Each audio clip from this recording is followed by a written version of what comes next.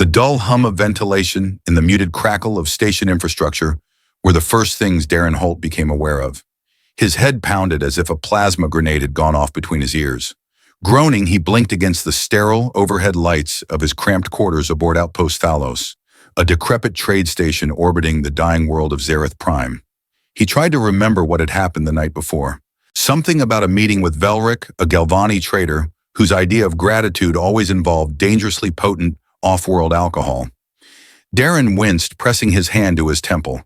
That damn sparkling liquor tasted like mint kicked like a mule. Note to self, he muttered, swinging his legs over the side of the bed.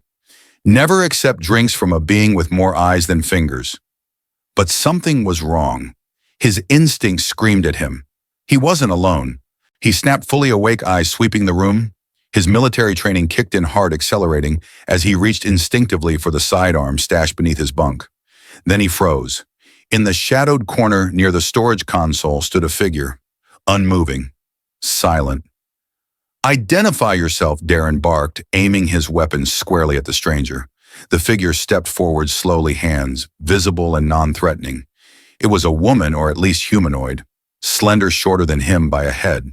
Her skin shimmered with a pale sapphire hue, etched with faint silver lines that glowed faintly in the low light. Her large almond-shaped eyes reflected a soft cerulean, and her hair flowed in rippling strands of iridescent white. She was wearing what could barely be considered clothing, just strips of cloth tied together into a crude covering. Around her wrists, glowing manacles pulsed with dull violet energy. "I was delivered," she said softly, her voice a melodic whisper. Darren stared, his hangover temporarily forgotten. "Delivered, I am your reward," she said, eyes never meeting his. There was a long silence as Darren slowly lowered the weapon. "Reward," he repeated, voice dry. "For what? Surviving a drinking contest with Velric. For rescuing him from the Traskian ambush 2 nights ago," she replied. "He said a life owed is a life paid." He exhaled sharply. "Let me guess. He thinks people are debts you can hand off." She nodded, her movements restrained, almost robotic. "What's your name?" he asked, softening his tone. "I was called Althea, by my previous keeper." "Not anymore," he said, anger flaring behind his calm voice. "Nobody owns you here." She looked up at him, then startled. Her eyes, though beautiful, were hollow like windows into a soul too long locked away. "I don't understand," she whispered. "If I'm not a possession, then what am I?" a guest, Darren said. "You're safe here. No cuffs, no orders." Althea flinched when he stepped closer, and he paused. "Easy," he murmured, crouching to eye level. "I'm not going to hurt you." "I know," she said, "but knowing and believing are not always aligned." Darren gently reached for the cuffs. They were a standard containment model common among slavers who didn't want permanent marks. With a flick of his wrist and a security override he'd memorized during his peacekeeping deployments, the shackles powered down and clattered to the floor. Althea stared at her bare wrists, slowly running her fingers over the faded bruises beneath the silver blue of her skin. "Better?" he asked. "I don't know." Darren stood and offered her a blanket. She wrapped it around herself wordlessly. "I'll talk to Velric," he muttered. "This isn't over." But even as he said it, he knew the politics of Outpost Thalos. The consortium had no laws against slavery. The outpost was technically neutral, run by trade guilds and pirate lords, where morality was a liability. Earth's regulations meant nothing here. "I'm not leaving you in this situation," he said, grabbing a fresh shirt. "But we need a plan." Althea sat down stiffly on the small padded bench near the wall. Her posture was straight, hands folded, eyes cast downward, like she was expecting further commands. Darren sighed. "You don't have to sit like that. Relax, no one's watching." "I don't know how else to sit," she admitted. He took a long breath and then activated his compad. Time to pay Velric a visit. Before he left, he glanced back one more time. She still hadn't moved. "I'll fix this," he promised. Outside, the station bustled with life, or something that passed for it. Thalos was a tangled mess of rusted metal neon advertisements and species of every imaginable form and purpose. Darren pushed through the crowd toward the lower bazaar where Velric usually nested like a spider in his web of lies. Sure enough, the gelatinous-eyed alien sat at his usual booth, trading in digital secrets and priceless tech, with smug satisfaction. Velric Darren called. Ah, the honorable savior himself. Velric spread his forearms wide. How is the gift? She was functional? Yes, Darren slammed his fist on the table, scattering a stack of encrypted drives. She's not a piece of gear, damn you? Velric's smile faltered. Come now, Darren. Don't be so Terran about this. She's Nilirian. Do you know what she's worth? Especially a live one with intact neural markings. That alone, I don't care what you think she's worth. You had no right. I owed a life. I paid it. What more do you want? Darren leaned in voice low. Free her. Formally.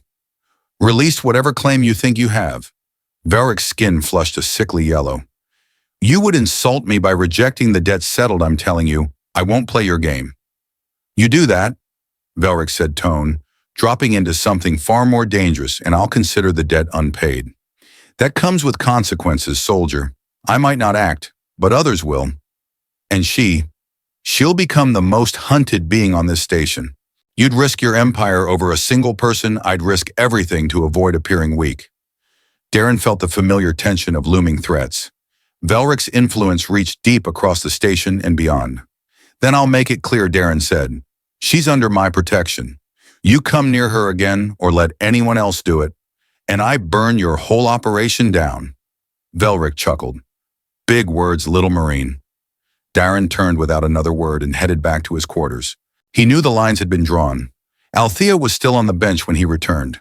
She looked up as the door closed. Will there be punishment? She asked quietly. For what? For you confronting my previous master? No, Darren said. There will only be change. She stared at him a moment, then nodded. Then I am ready, he smiled faintly. Let's start with breakfast. As he walked toward the food dispenser, he didn't see the small curl of a smile touch her lips. And for the first time since being given away like property, Althea felt something stir the faint, unfamiliar pull of hope. Darren Holt stood at the edge of the communal food market on Outpost Thalos, staring at the variety of stalls lit with flickering neon. A mix of aromas, spiced noodles, synthetic proteins, ion-roasted fruits lingered thick in the recycled air. Beside him, Althea walked silently, wrapped in the oversized cloak he'd found for her in his quarters. She stayed 2 paces behind him, always just out of arm's reach. He stopped in front of a vendor grilling meat on a levitating slab of thermal stone, 2 breakfast plates, Earth style. The vendor, a thick-furred Hrogan, grunted and began preparing their food. Darren looked back. Come stand with me. Althea hesitated. I'm fine where I am. You don't need to follow like a shadow. We walk together. Got it. She blinked her eyes, betraying the calculation beneath. Then with practiced caution, she closed the distance until she stood beside him. Better, he said. You're not a possession. Don't act like one. The Hrogan handed over 2 trays, flatbread protein cubes, and a local attempt at coffee. Darren passed one to Althea. She held it gingerly. Do I wait for what? For permission to eat. Darren shook his head. You eat when you're hungry, not when someone lets you. They sat at a small metal table. Althea took her first bite slowly, methodically, like she was waiting to be reprimanded. By the 3rd bite, her pace had doubled. Darren gave her a sideways glance. When was the last time you ate 2 days ago? I was scheduled for recycling. Food was no longer allocated. He gritted his teeth. Recycling. Althea wiped her mouth delicately. Non-compliant units are deemed defective and decommissioned. My last owner returned me to the dealer. Velric, she nodded. He told me you were Nilirian. That's your species. Yes, or what's left of us. Darren leaned back, sipping the bitter coffee substitute. Tell me about them. About you. Althea's eyes focused on a point beyond the market. We once lived on a lush planet, Nellera. Blue jungles, luminous seas. Our civilization was structured into castes, not by wealth or status, but by purpose. My caste. The Thalvin were bred as protectors and companions. But the war changed everything. What war? She looked down at her hands. We were used, augmented. Our blood was modified to generate biochemical agents. Our skills sharpened to defend our creators and to destroy their enemies. And then the war ended. Not with victory, with fire. Our planet was bombarded until it cracked. Those who survived were taken, sold, traded, Forgotten. Darren was quiet for a long moment. So you're a soldier like me? Althea looked up sharply. No one's ever called me that. Then they weren't looking properly. A flicker of expression crossed her face, too complex to be simple gratitude, too brief to read. You've been through hell, Darren continued. But I see you. Before Althea could respond, Darren's comm crackled. A secure message. He activated the display. Captain Velro Maddox Independent Freighter, Dawn Fire departing for Federation, space in 14 hours. Cargo clearance granted. Need additional passengers, make an offer. Darren's heart skipped. A ship heading into Federation territory, Earth's jurisdiction. They had anti-slavery laws, protections. He turned the comm toward Althea. We might have a way out. Her grip tightened on the tray. A way off this station? Yes, I'll contact the captain and negotiate. We'll leave tonight if possible. She stood.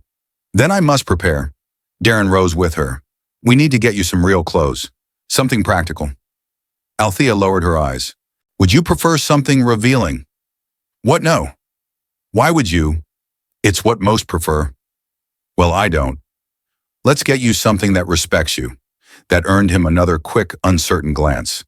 Then she followed him toward the textile tier, a corridor of vendors selling everything from exo-armor to ceremonial robes. They entered a modest shop operated by a six-armed Zalari tailor. His large compound eyes widened slightly at the sight of Althea, but he said nothing. Darren stepped forward. We need durable travel attire, functional, for her. The Zalari nodded. New ownership, I presume she's free. The shopkeeper paused, antennae twitching, but chose not to challenge it. Althea spoke softly. I prefer dark colors. Nothing ornate, you heard her, Darren said. As the shopkeeper retrieved a selection, Althea's gaze wandered. She brushed her fingers across a roll of fabric the color of deep space blue. Where I come from, she murmured, only those with command status wore this color. I always admired it from afar. Darren studied her. You should wear what you want now, not what someone assigns you. She blinked. I'm not used to wanting things. You'll get there. A short time later, Althea emerged from the dressing area in a fitted set of dark utility trousers and a high-neck tunic with reinforced sleeves.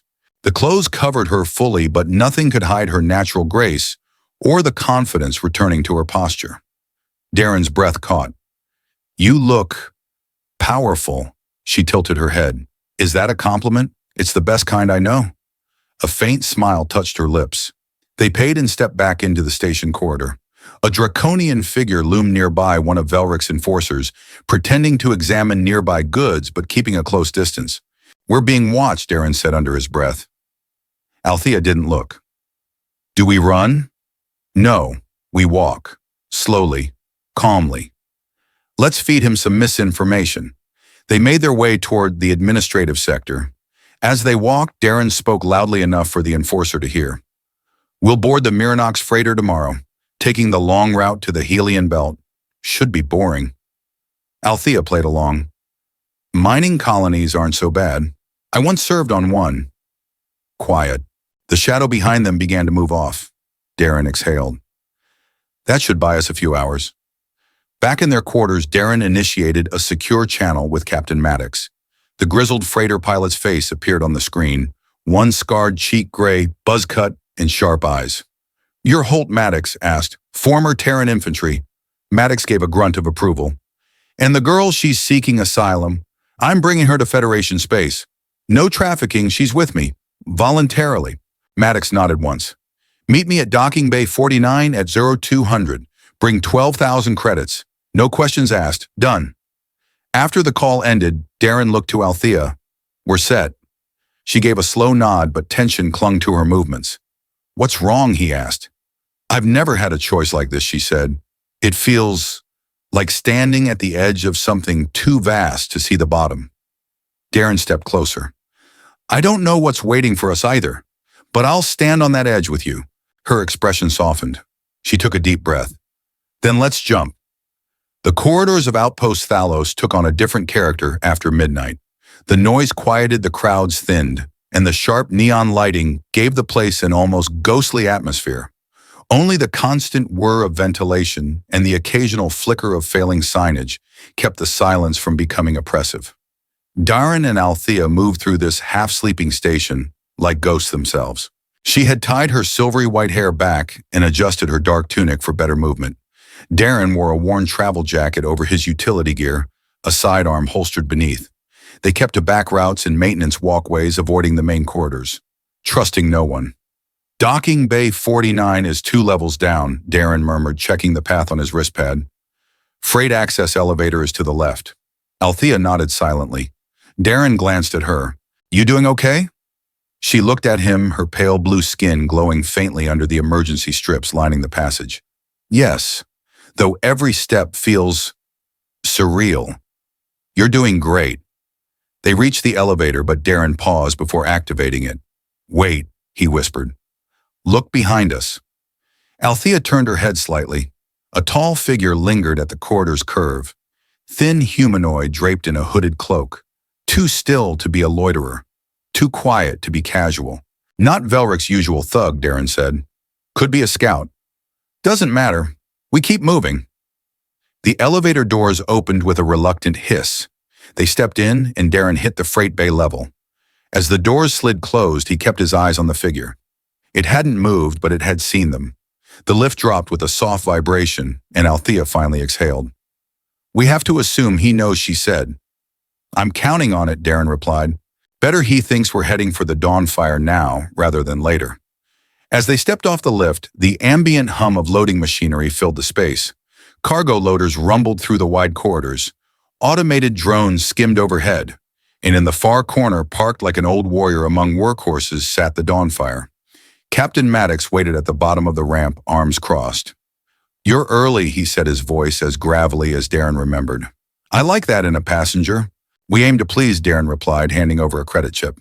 Maddox slotted it into a reader. The chip blinked green. All there. No refunds if the ride gets bumpy. I wasn't expecting mints on the pillow. He motioned them inside. Lock yourselves in one of the crew cabins. We lift in 20. No delays. Keep your heads down. Darren nodded. Althea lingered at the ramp's edge, casting one final glance back at the corridor they'd come from. Her expression was unreadable. Leaving something behind, Darren asked. No, she said softly. Just making sure I'm really leaving. They climbed aboard. Inside, the Dawnfire was cleaner than expected, though still utilitarian. Steel walls, rubber grips, simple controls. No fancy decor, just function. Maddox led them to a small crew room with 2 bunks, a fold-down desk, and a secured door. Strap in when the engines fire, he said. Once we're in jump, you're in the clear. Then he left them. Darren checked the locks, then turned to Althea. We're almost out. She nodded, walking slowly to the bunk, her hands trembling slightly. You okay? He asked. Yes, just recalibrating. He hesitated, then sat beside her. We don't have to talk about anything. But you can. She stared at the floor. When I was first sold, I hoped someone would take me to a better place. Someone kind. But hope gets punished. You're safe now. She looked up at him. You say that with such certainty. Because I'll make sure of it. They were quiet a moment. Then Althea reached for her sleeve and slowly rolled it up. The faint silver markings along her forearm shimmered faintly in the low light. There's something I haven't told you, she said. Darren's gaze hardened. Go on, these markings, they're not just decorative. They're part of a biological interface. For what? For weapon systems? My Castathalvan, we were designed not just to protect, but to kill. Darren stared. You're enhanced in a sense. I was bioengineered to fight. My reflexes, my endurance, even my blood. It contains compounds that can neutralize or incapacitate certain species. It's why I was so valuable. Darren didn't flinch. That's why Velric didn't want to sell you openly. She nodded. I'm a liability, a weapon with a will. And what do you want to be? I don't know yet, but I want to choose. He reached out and gently took her hand. Then we'll find that choice. Together. Before she could respond, a chime echoed from the overhead speaker. Departure sequence initiated. Strap in. Darren stood and secured their harnesses. Althea sat across from him, her eyes closed, body tensed. The engines rumbled deep and powerful. The ship shifted with a rising hum. A moment of inertia, then a sharp jolt as the Dawnfire lifted from the station floor. They were airborne. Darren watched Althea. She opened her eyes, slowly gazing through the small viewport at the shrinking silhouette of Outpost Thalos. Her voice was soft. "It's behind us." He nodded. "And ahead of us, unknown," she whispered. But for the first time, I welcomed the uncertainty. The ship accelerated into the void. Stars blurred. The jump point approached. Just as the ship prepared to shift into faster-than-light travel, an alert flashed red on Darren's wristpad. "Incoming transmission. Interception requested. High priority." "Damn it," he muttered. Althea leaned forward. "What is it? We've got company. A pursuit beacon just went live. Someone flagged our exit." A sharp knock came at the door. Maddox's voice sounded over the speaker. "Get to the cockpit, now!" They raced through the narrow corridor and arrived just as Maddox swore under his breath, fingers dancing across the controls. "Interceptor drone, modified, heavily armed. From Thalos, from someone with Velric's credits." The console beeped. "Drone has locked trajectory. 3 minutes to impact." Darren looked at Althea. "Can we outmaneuver it?" "Barely, but we'll need a distraction." She stepped forward. "Let me go to the turret bay." Maddox shook his head. "That's suicide." Althea's eyes were calm. "No, that's survival." Darren moved in front of her. "You sure you can handle it?" She smiled, slow, confident, fierce. "I was built for moments like this." Without another word, she disappeared down the hatch toward the dorsal turret. Darren took the co-pilot's seat. "Let's give her a shot." The drone closed fast, silver and red, bristling with plasma cannons. Then it fired. Twin bolts of energy streaked toward the Dawnfire. One missed. The other grazed the hull, sending a ripple of vibration through the ship. "Shields down to 60, Maddox reported." "Hold on," Darren said. Then the turret came alive. With frightening precision, Althea opened fire, twin bursts lancing into the drone's side. Its shields flickered. It veered, but not away. Another pass, another volley. This time Althea hit its core. The drone exploded in a blossom of white fire. Maddox let out a long breath. "Remind me never to play cards with her." They jumped. The ship jerked once, then smoothed as they entered the jump corridor. Althea returned minutes later, her steps quiet, her eyes still glowing faintly from the interface overload. Darren rose. "You okay?" She smiled, still learning what that means. "But yes, I think I am." He stepped forward and held out his hand. She took it. The stars outside the Dawnfire's viewport stretched like silver threads as the ship surged deeper into the jump corridor, an abstract tunnel of compressed space. Darren sat quietly in the crew lounge, a warm mug of synth-caf in hand. Across from him, Althea rested with her head against the cushioned wall, eyes half closed, her arms crossed over her chest. Since the battle with the interceptor drone, the atmosphere between them had shifted. It wasn't just survival anymore. There was something else taking root. Trust, and something deeper that neither had dared name yet. "You didn't hesitate," Darren said quietly. Althea's eyes opened, locking onto his. "Hesitation gets you killed. I mean in the turret. You moved like it was second nature." She gave a slight shrug. "I trained for combat cycles before I ever met a real enemy. The simulations were cruelly effective." Darren leaned forward. "You didn't just fight, you protected us. That's different. I was built to protect." Her voice held no pride. "Programmed for it." "Sure," Darren said, "but I've seen people with all the right training and none of the right heart. What you did, that came from something real." Althea looked away, her gaze distant. "I don't know what's mine and what was made for me. Everything I was taught, obedience, deference, loyalty, it was drilled into me until it became indistinguishable from instinct. But you disobeyed that when you chose to fight back. When you chose me." Her eyes snapped back to his. "That wasn't obedience. That was the first real choice I've made since I was taken." A long silence stretched between them. Then Althea spoke again, softer this time. "There's something you should know. The Thalv in my caste, we were engineered to form bonds with our chosen protectees." Darren frowned slightly. "Like imprinting, more like resonance. It's mutual. Once the bond begins forming, we sense things, emotions, intentions, even pain. You're saying you can feel what I feel to a degree, and it's only growing stronger. Darren set the mug down. Does it frighten you? No, she admitted. It confuses me, because for the first time, I don't know if it's the bond or if it's just me. Choosing you. His throat tightened at her words. You're not a tool, he said. Whatever you feel, it's yours. Even if it started with programming, that doesn't mean it controls you now. A soft light pulsed along the silver markings on her arms. You speak like someone who's escaped something before. He met her gaze. War. Orders I didn't believe in. Commanders who saw soldiers as assets, not people. So you understand. I do.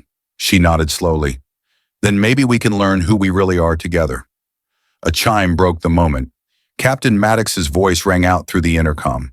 ETA to Federation checkpoint, 4 hours. All passengers prepare documentation and clearance status. Darren stood and stretched. We'll need to explain your situation to the authorities. Althea tensed slightly. What if they see me as a threat, as a living weapon? Then I'll speak for you. And if that's not enough, I'll fight for you. You barely know me. I know enough.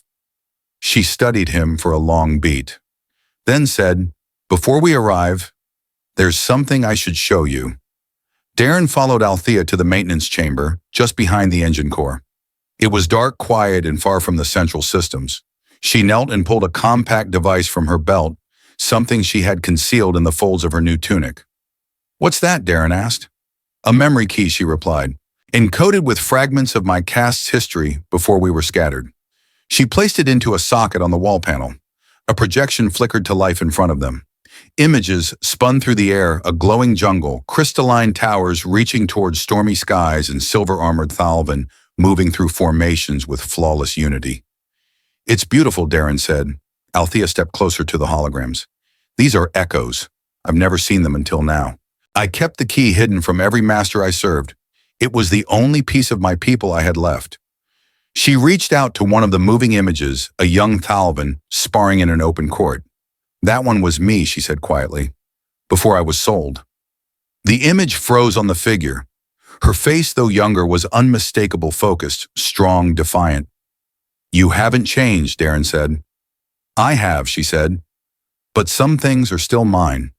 She removed the key and the projection vanished. As they stood in silence, Althea looked at him. If we pass the checkpoint and the Federation grants me status, what happens then? We go somewhere quiet, Darren said. We start over. You decide what you want to do next. No orders, no chains, and you. He smiled. I haven't figured that out yet, but I know I'm not leaving you behind. A long pause, then softly, good. Suddenly a klaxon blared through the ship. Intrusion alert. Unauthorized vessel approaching. Shields up. Prepare for evasive maneuvers. Darren and Althea ran toward the cockpit, nearly colliding with Maddox as he emerged from the bridge. They found us again, Darren asked. Not them, Maddox said grimly. Worse. He tapped a display. A long, angular ship drifted into view, a sleek vessel with no transponder and minimal emissions. A collector-class cruiser. Known for one thing, trafficking rare living cargo. Slavers, Maddox growled. They've been lurking along the trade routes for months. Darren looked to Althea. Her expression was calm, but her hands had curled into fists. They're hunting me. You think Velric tipped them off? No, she said. Collectors have their own networks. They sniff out value like bloodhounds. They must have intercepted the beacon from the drone I destroyed. Maddox cursed. They're hailing us. Darren nodded. Put it on. A crackling voice filled the cabin. Unidentified freighter, you are harboring property of interest. Surrender the Nilirian or be boarded. Go to hell, Maddox snapped and cut the line. We can't outrun them, he said. Not in this corridor. Darren turned to Althea. Can you fight if they board? She nodded. Yes. Then we prepare. The boarding clamps struck like thunder. The entire ship shuddered as magnetic locks forced the Dawnfire into stasis. Alarm screamed. Darren handed Althea a pulse carbine. You know how to use it. She took it like it belonged to her. I do. The doors sealed.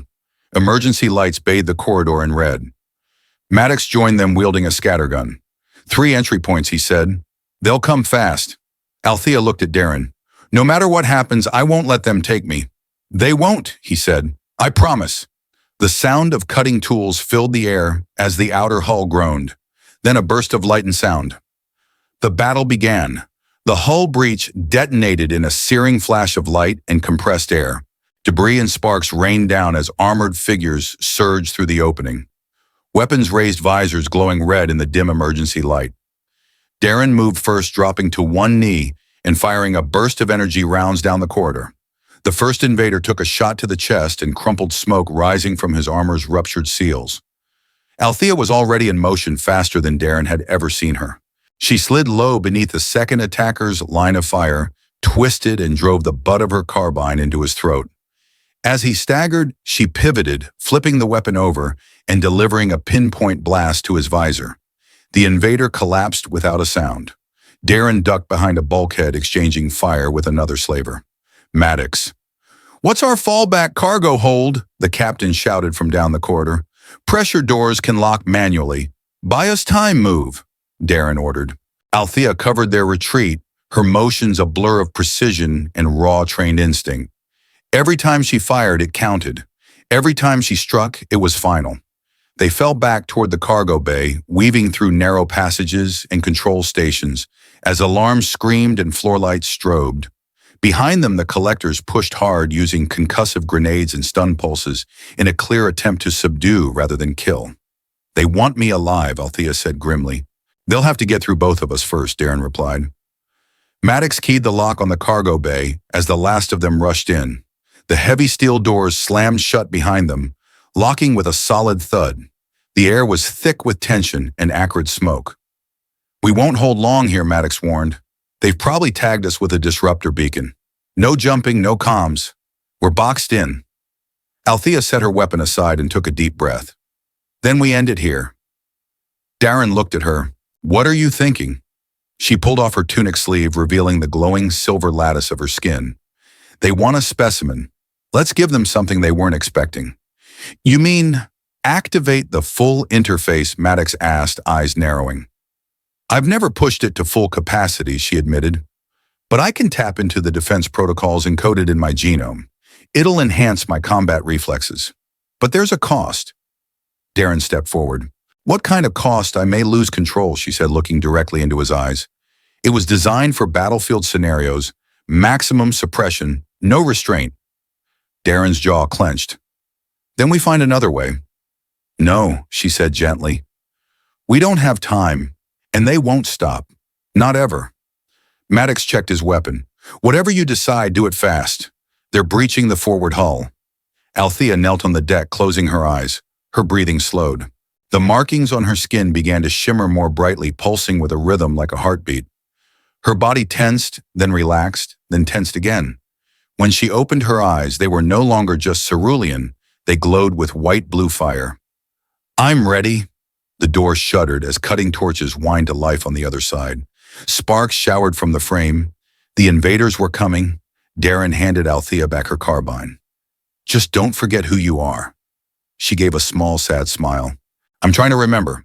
The breach came suddenly. Steel fell away, and the slavers surged in 4, then 6, then a full wave of black-armored enforcers. They expected resistance. They did not expect Althea. She moved like lightning, her body a blur of energy and instinct. Her enhanced form danced between blasts, firing with surgical precision, her palm strikes disabling her kicks, breaking armor. Darren and Maddox provided cover, laying down suppressive fire. The cargo bay echoed with the roar of combat screams and the sharp retort of plasma against steel. One by one, the slavers fell, but then silence. A larger figure stepped through the breach, towering, armored in matte black with a cloak made of phase fiber and a crest of gold on his shoulder. The collector commander. He strode into the bay like a god among mortals, weapon in one hand and a stun spear crackling in the other. "Stand down," he said, voice amplified and cruel. "You've delayed the inevitable." Althea stepped forward, her body still alight. "You won't take me." "On the contrary," he said, tilting his head. "You're not even at full power. Your enhancements were deliberately restricted. Did they never tell you that she froze?" Darren stepped beside her. "What is he talking about?" The commander took another step forward. She was designed to imprint, yes, but the real power of the Thalavan lies dormant unless activated by a full neural trigger. Emotional synchronization with a bonded partner. His visor turned toward Darren. And you've given her that. Althea's breath caught. He's right, she whispered. I feel it. Changing. Darren looked at her, then let it change. Althea blinked. You're not afraid, never of you. Something surged in her, then like a wave crashing through a dam. Her markings exploded with light crawling up her neck, her back, her arms. Her eyes became twin stars. She leapt. The Collector Commander tried to block, but she was beyond him, faster, stronger. Her palm struck his chest plate, sending him skidding across the floor. He recovered quickly, growling, and launched his spear. She caught it midair, spun it, and hurled it back, embedding it into the wall. You are not property, she shouted, her voice layered with harmonic resonance. I am Thalvin, and I choose who I am. She rushed him again. The clash was fierce, sparks, steel bursts of power. Darren wanted to help, but knew this was her moment. With a final scream, Althea drove her hand into the commander's chest, disrupting his armor's power core. A cascade of sparks erupted, and he collapsed unconscious or dead. The remaining slavers froze. Darren stepped forward, weapon raised. Drop them, or we finish what she started. The slavers hesitated, then obeyed. Maddox quickly activated containment protocols, locking them in the cargo hold side chamber. Althea staggered slightly. Darren caught her. Althea, her glow dimmed. I'm fine, she murmured. Just tired. You did it, he whispered. You stopped them. She nodded weakly. But not just for me, for all of us. They stood there in the quiet hum of the aftermath, surrounded by scattered weapons, spent energy cells, and the broken remains of a collector unit that had underestimated the fire of one woman's will. And for the first time in cycles, Althea was free not because someone said so, but because she made it so. The corridors of the Dawnfire fell quiet after the battle, eerily so. Emergency lights still pulsed dimly, casting long shadows along the bulkheads. Smoke clung to the air, but the alarms had stopped. The ship floated adrift in the silent sea of folded space engines, powered down, cloaked within a static bubble, to avoid further detection.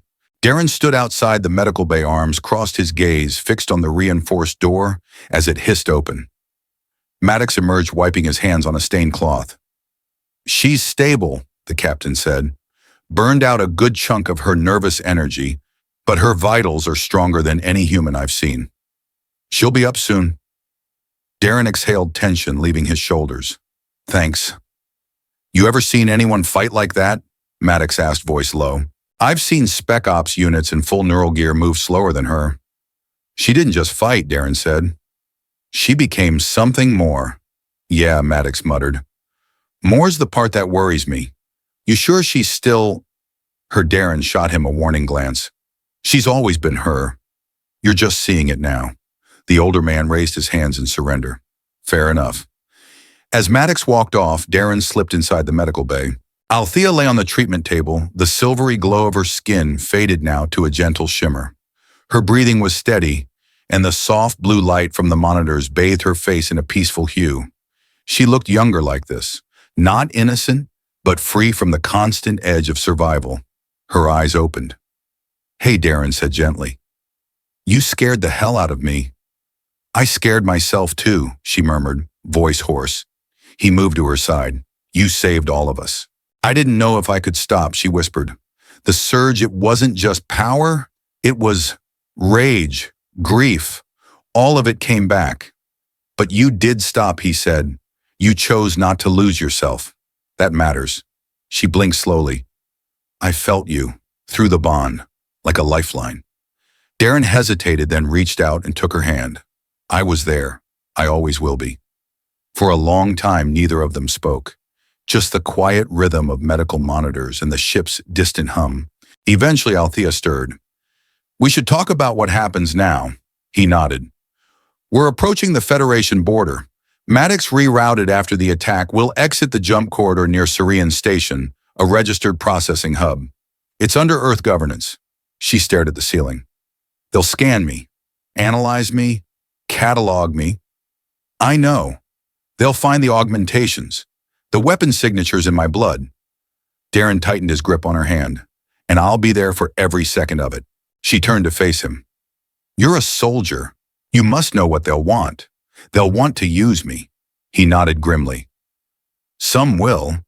But the Federation isn't Eclipse. There are laws, protections. We'll invoke sanctuary protocols." "I don't want to become someone's asset again," she whispered. "You won't," he said, "because now you have a voice, and I'm going to make damn sure they hear it." She sat up, slowly grimacing. "Then we need a strategy." Darren pulled out his wrist pad and tapped through a few files. "I pulled the collector's data logs after the fight. Maddox helped decode them. It proves you were being hunted, targeted. There are even genetic purchase offers from black market bidders." Her expression darkened. "That's proof I'm a commodity to some. It's also proof that the Federation has an ethical obligation to protect you, not exploit you. And if they try, then we run again," he said simply. "But I think we'll find allies there." Althea took a deep breath. "I never imagined I'd be standing on the edge of something like this. Real freedom. Real choice." "What do you want to do when it's over?" Darren asked. "If they let you stay." She paused, thoughtful. "I want to find the others." Darren tilted his head. "Others Nilirians. Thalvin. We were scattered across systems after the fall of our homeworld. Some of us are still alive, hiding bound, lost. I want to help them." He nodded. "Then I'll help you do it." "You don't owe me anything, Darren. I don't help because I owe you. I help because I care." Her eyes softened.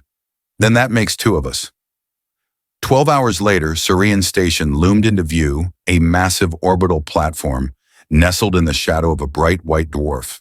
Its elegant rings rotated with serene precision, surrounded by patrol ships, trade vessels, and sleek security drones. The Dawnfire was hailed, scanned, and assigned docking clearance. The airlock hissed open as they arrived, and a trio of uniformed officers stepped aboard, 2 humans and 1 Avathi, their pale skin iridescent under the white and blue insignia of the Federation Immigration Corps. Captain Maddox, the lead officer, greeted. "We received your preliminary transmission. You reported a Class A biological refugee aboard." Maddox nodded. "She's with Holt." Darren stepped forward with Althea beside him, dressed now in clean formal wear. Provided by Maddox, a fitted coat and hooded travel shawl that concealed most of her markings. She looked poised, calm, but her hand brushed Darren's as they stood before the officers. "I'm Lieutenant Darren Holt, retired Terran infantry. This is Althea of the Nilirian species. She's here to petition for political asylum and biological protection under Clause 14A of the Refugee Charter." The officer raised an eyebrow. "Nilirian. Those are rare." "She has proof of persecution," Darren continued, "and physical evidence of genetic modification. She was created, sold, and hunted. She's no longer property. She's a person requesting sanctuary." Althea raised her hood and locked eyes with the officer. "I will submit to your scans, but I will not be bound again. I come as myself, not someone's specimen." The officer hesitated, then nodded. "You'll be granted temporary protected status while we review. Please come with us." As Althea stepped forward, Darren moved with her. The officer held up a hand. "Just the claimant." "She's not going alone," Darren said, voice firm. The officer looked between them and relented. "Very well, but you'll remain in the observation gallery during evaluation." As they walked through the docking tunnel into Federation territory, Althea turned her head slightly toward Darren. "Whatever they find," she whispered, "thank you for standing with me." He gave a small smile. "We're just getting started." The interior of Sirian Station's processing complex was a stark contrast to the harsh quarters of Outpost Thalos, or the grid of the Dawnfire. Everything gleamed in brushed steel and white alloy with ambient lighting, carefully engineered to reduce stress in refugee claimants. But for Althea, the place felt like a clinic of scrutiny, not sanctuary. She sat in a sealed diagnostic chamber surrounded by high-resolution scanners and sterile observation panels. A medtech drone hovered nearby, monitoring her vitals. Through the transparent wall, she could see Darren in the gallery beyond, pacing slowly, fists clenched at his sides. He hadn't left her sight since she stepped into Federation space. Across from her sat Commander Treve Lauren, a Federation refugee adjudicator, with graying temples and a deep vertical scar over one eye. His posture was relaxed, but his gaze was clinical. "State your designation for the record." Lauren said, his voice flat. "I am Althea of the Thalvin caste. Born on Nellara during the final decades of the Ascendant era," she answered. "Were you genetically altered post-birth?" "No," she said. "My caste was engineered in vitro. We were created for a purpose before we ever drew breath." Lauren tapped his datapad. "You activated a dormant enhancement suite during a combat incident en route to this station. Can you confirm the nature of those enhancements?" "Yes," Althea replied. "They heighten reflexes, perception, and combat capabilities. I did not activate them lightly, and the incident involved lethal force." Althea held his gaze. "It was self-defense. They boarded our ship. They came for me." He made a small note. "Do you consider yourself dangerous?" Her jaw tightened. "Everyone is dangerous when hunted." That made Lauren pause. "Then why seek asylum in Federation space?" "Because it is the only place I know of that claims to value autonomy. That does not define beings by their usefulness." Lauren looked at her for a long moment. "You were bred to serve. Do you believe you can operate independently of that design?" Althea's fingers curled into her lap. "I wasn't just bred to serve. I was bred to protect. But protection is a choice when it's not a sign. I choose to protect those who deserve it. I choose to protect myself. I choose." Lauren said nothing. He turned to the panel. "Initiate identity mapping and genome verification." A soft hum filled the room. Thin beams of light scanned her body, mapping every marker, every modification. Her pulse elevated. Through the transparent wall, she saw Darren tense. After a minute, a holographic display formed above the diagnostic table, showing her genetic signature. Dozens of red-coded segments flashed biologically enhanced markers, proprietary sequences, non-native protein chains. According to this, Lauren said your DNA contains at least 6 patented compounds created by pre-collapsed Nellarian gene labs. Technically, they are still classified under interstellar bioasset protocols. Althea stiffened. "Does that make me property again?" "No," Lauren said quietly. "It means we're entering gray space. You may be protected, but you may also be classified as a restricted entity." From the gallery, Darren banged on the glass. "She's not a threat, she's a survivor." Silence in the observation chamber. Lauren said, not even looking up. Althea leaned forward. "Then let me speak." Lauren raised an eyebrow. "Go ahead. I lived my entire life according to others' plans. My body, my mind, even my blood, they were shaped by someone else's vision. But I have fought, bled, and reclaimed my name. I am not a lab result. I am not a weapon. I am not a reward to be given away." She stood. "I am a person, and I demand to be treated as one." The silence that followed was heavy. Lauren looked down at his datapad. Then he touched his comm. "Commander Lauren to refugee processing. Initiate protective status Tier 2 for claimant Althea. Freeze all bioasset claims attached to her genome. Begin non-invasive asylum protocols under Clause 14A, with Clause 9 override for enhanced beings." He turned off the comm and looked at her. "You're not property, but you're still a legal anomaly. You'll be observed for a probationary period." "I understand," she said. "But you'll be free," Lauren finished. "And that's more than most ever get." Later that day, Althea and Darren stood side by side on the outer deck of Syrian Station. Through the glass dome, they watched civilian ships come and go, each one a reminder of how vast the galaxy truly was. "You did it," Darren said. "You faced them head on." "I did," she said, "but I wasn't alone." He glanced at her. "What happens now?" Althea looked down at her hands. "I have status, a voice. I even have a provisional ID number." She gave a small laugh. "I never had one of those before. You have a future now." Her gaze lifted to meet his. "Do I still have you?" Darren didn't hesitate. "Always." She stepped closer. "You gave me space to breathe. You believed in me when I didn't believe in myself. And now I don't just feel the bond.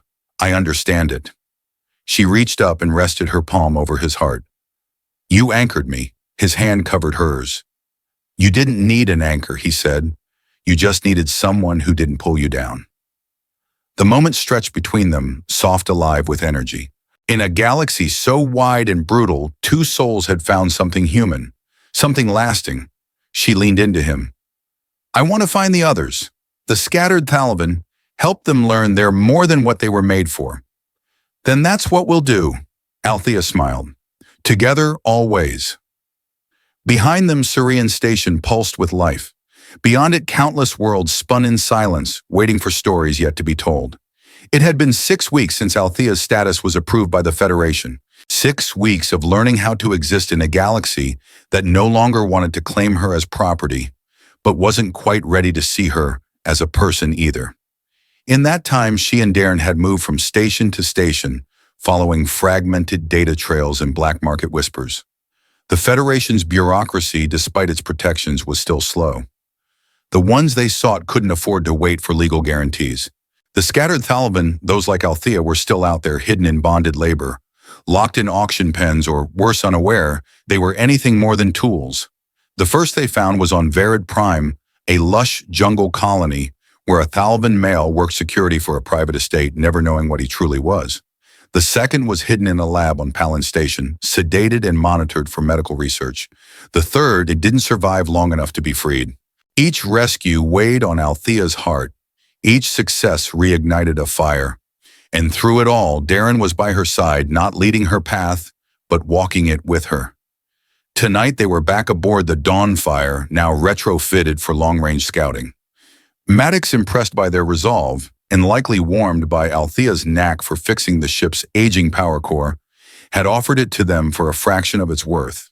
As the ship drifted quietly in orbit above a nameless moon in the edge sectors, Althea sat in the co-pilot's chair, her gaze fixed on the starlit void. Darren entered carrying 2 mugs of steaming synth coffee. One for the warrior, he said, passing it to her, and one for the increasingly tired ex-soldier trying to keep up. She smirked as she took the cup. You kept up fine against the guards on Lashara's ring. I got kicked through a ventilation duct, and still stood up after she said, very noble. He sat beside her. How are you holding up? Althea's smile faded slightly. Better than I thought I would. Worse than I pretend. Want to talk about it? She hesitated. I thought freeing others would fix something in me, that each life we saved would replace one I lost. And it doesn't, it helps. But the damage, it runs deep. He nodded. You don't erase years of captivity with a few weeks of good deeds. No, she said, but for the first time I know I'm building something. Piece by piece. She turned to him. Do you regret coming with me? He blinked. What you could have gone back to the Federation, taken a job, settled on a quiet planet, lived a simple life. I had a life like that before the war, he said. Then I got drafted, got broken, coming with you. It's the first thing that's felt like purpose since then. A moment of silence passed. Then Althea asked quietly, what is freedom to you, Darren? He took a sip from his mug, then answered slowly. Freedom is waking up and choosing what kind of man I want to be today, and knowing that if I fail, I'll still have tomorrow to try again. She considered that. For me, it's knowing I can say no, that I can say yes, that I'm no longer reacting, I'm deciding. Darren set his mug down and leaned closer. And right now, what do you decide? Althea turned to face him, her silver blue eyes catching the starlight. I decide to stop waiting. She leaned in. He met her halfway. Their kiss wasn't urgent or dramatic. It was quiet, intentional. A promise shared between 2 people who had built something from wreckage. When they pulled apart, she rested her forehead against his. I choose this. I choose you. He smiled. Then we're finally free. The next morning, the ship's proximity sensors triggered a soft chime. Unmarked vessel drifting, Maddox reported from engineering.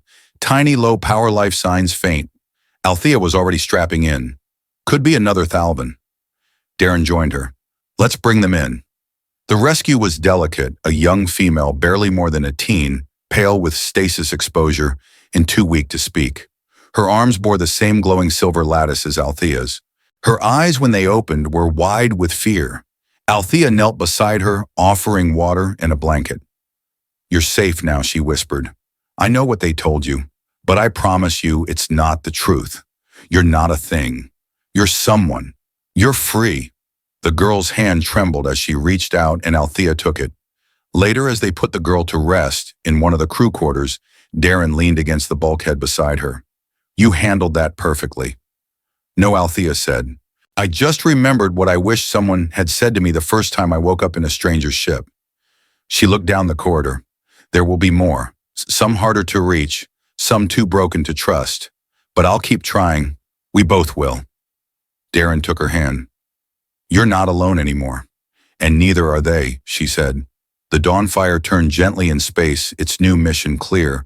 Not just escape, not just survival, but restoration. A mobile sanctuary for the forgotten, the misused, the silenced. And at its heart, a warrior who had once been called a slave, now calling herself by the only name that mattered, Althea.